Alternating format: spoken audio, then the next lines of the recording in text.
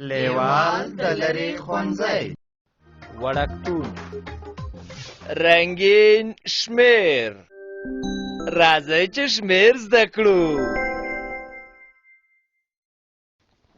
توتي څه دې کړو؟ چېرته دی؟ زه نه پوهېږم، ته څه وایې؟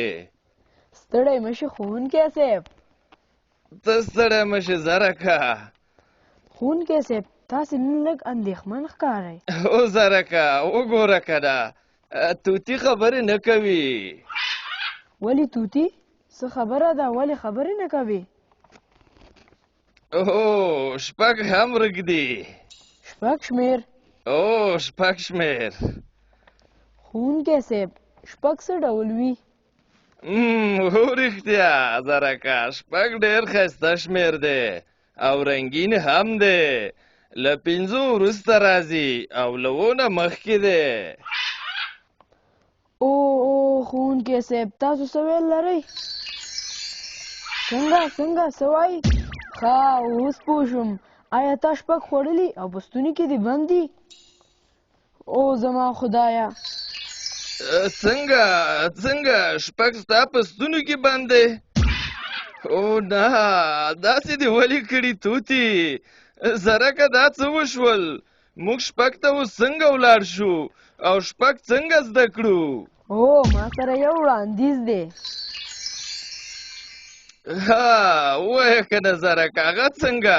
راځئ چې توتي په شا وټپوو نو شپږ به یې له ستوني راوځي. هو ډېر ښه وړاندیز. دا خو ډېر غوره وړاندیز دی. ډېر ښه راځئ چې ویې ټپوو. یو دوه درې څلور پنځه. هو ډېر ښه. دا خو په رښتیا ډېر ښایسته دی. هو شپږ زما شپږ. شپږ داسې لیکل کېږي. ګوره زرکه له دې خوا پیل داسې بیا داسې ښکته خواته سیده کرښه دا شپږ شو. دا ښوونه د لیوال ملي پوهې پروګرام لخوا وړاندې شوه.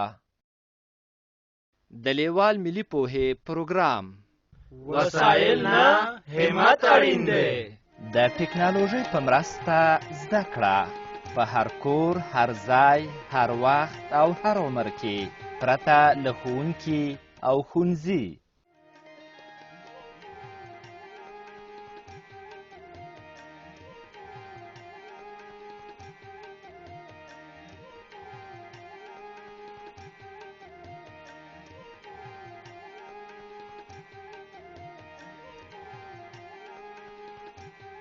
د وړکتون دا ویډیو د کاغذ دړې سره د شمیر په زده کړه کې ډیره مرسته کوي. د کتاب ترلاسي لپاره پته ده www.leval.com 003 280 د نورو معلوماتو لپاره لیوال د لرې ښوونځي تګلاره وګورئ.